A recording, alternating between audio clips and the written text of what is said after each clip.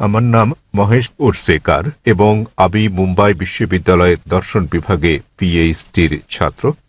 আমার প্রশ্নটি কিছুটা টেকনিক্যাল। আমি জানতে চাই ইসলাম ধর্মে আত্মার ধারণাটি কি। আপনি জানেন ভারতীয় দর্শনে আত্মা ও মনকে আলাদা ধরা হয়েছে, অথচ পাশ্চাত্য দর্শনে আত্মা ও মনকে অভিন্ন বিবেচনা করা হয়। তাই আমার প্রথম প্রশ্ন হচ্ছে, ইসলামে আত্মার ধারণাটি কি, এবং দ্বিতীয় প্রশ্নটি হচ্ছে দেহের সঙ্গে আত্মার সম্পর্ক কি। আপনার জানা মতে মৃত্যুর পর আত্মা দেহ ত্যাগ করে কিনা, এবং আপনার জানা এ জাতীয় অন্যান্য তথ্য। তাহলে এটি একটি 2 অংশ বিশিষ্ট প্রশ্ন। আত্মার ধারণাটি কি, দেহের সঙ্গে আত্মার সম্পর্ক, এবং মৃত্যুর পর আত্মার কি হয়। ধন্যবাদ। ভাই মহেশ প্রশ্ন করলেন যে আত্মার ধারণাটি কি ইসলামে, এবং সম্পর্কটা কি আত্মা ও মানব দেহের মধ্যে, এবং মৃত্যুর পর আত্মার কি হবে, এটাই মূল প্রশ্ন। ঠিক তাই। যতদূর পর্যন্ত আত্মার সংশ্লিষ্টতা রয়েছে, তাতে আত্মা হচ্ছে মানব দেহের নির্যাস। আল্লাহ সুবহানাহু ওয়া তাআলার অন্যান্য সৃষ্টির তুলনায় মূল গুরুত্বপূর্ণ বিষয় এটা। সর্বশক্তিমান ঈশ্বরের সৃষ্টি, মানুষের সঙ্গে তাদের বড় ধরনের পার্থক্য হচ্ছে এই আত্মা, এবং এটাই হচ্ছে সারাংশ যা একজন ব্যক্তির মৃত্যুর পরও থেকে যাবে। পরে এটা আলোচনা করব। বিজ্ঞানের যতটুকু সংশ্লিষ্টতা রয়েছে তাতে বিজ্ঞান আত্মা নিয়ে কথা বলে না।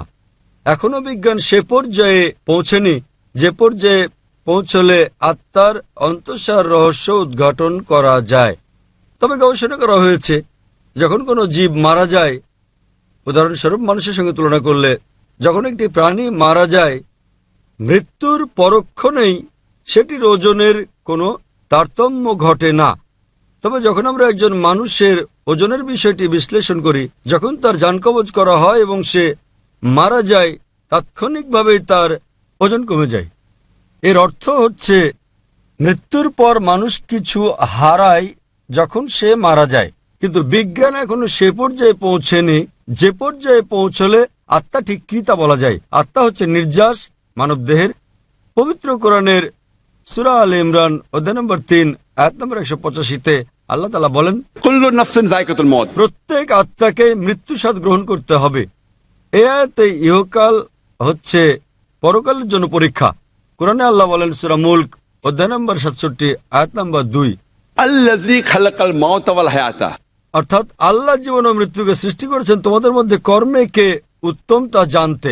তাই এই পার্থিব জীবন পরকালের জন্য পরীক্ষা, এবং প্রত্যেক আত্মাকে মৃত্যুর স্বাদ নিতে হবে। একজন মানুষ মারা গেলে তার আত্মা দেহের মধ্যে থাকে না, কিন্তু বিচার দিবসে যখন তাকে পুনরুত্থিত করা হবে, তখন তার করা নেক কাজ ও পাপ কাজের উপর ভিত্তি করে বিচার দিবসে সর্বশক্তিমান ঈশ্বর, তিনি মালিক ইয়াউমিদ্দিন, অর্থাৎ তিনি বিচার দিবসের মালিক, দুনিয়ার জীবনে আপনি যেমন কাজ করেছেন তার উপর ভিত্তি করে সেদিন আপনার জন্য নির্ধারণ করা হবে আপনি বেহেশতে না দোজখে যাবেন।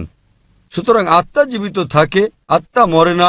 এটি কেবল মৃত্যুর স্বাদ গ্রহণ করে যখন কোনো মানুষের দেহ মারা যায়। যখন দেহ প্রাণের সঙ্গে থাকে তখন সে মানুষ। তবে পরকালে সম্পূর্ণ নতুন একটা দেহ দেওয়া হবে এবং আত্মা বেঁচে থাকবে, এবং তখন এই জীবনের পরীক্ষার ফলাফলের উপর ভিত্তি করে বেহেশত দোজখ দেওয়া হবে। আশা করি উত্তরটা আপনি পেয়েছেন। আত্মা আর মন কি অনুরূপ?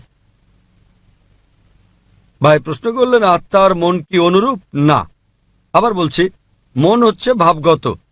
যদি আমি আপনাকে প্রশ্ন করি আপনার মন কোথায়, আপনারা জানেন, তখন লোকেরা বলবে মনের অবস্থান মস্তিষ্কে। সুতরাং এটা একটা গুণবাচক শব্দ। যেমন আমরা যখন বলি নিজের কাজে মন দাও, তো মনে রাখার কথা বললে লোকেরা মস্তিষ্ক খাটিয়ে ভাবতে শুরু করে, কিন্তু এর অর্থ এই নয় যে মন মস্তিষ্কের মধ্যে রয়েছে, বরং এটা ভিন্ন কিছু।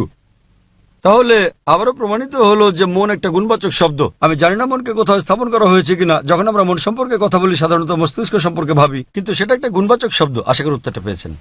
আপনাকে ধন্যবাদ।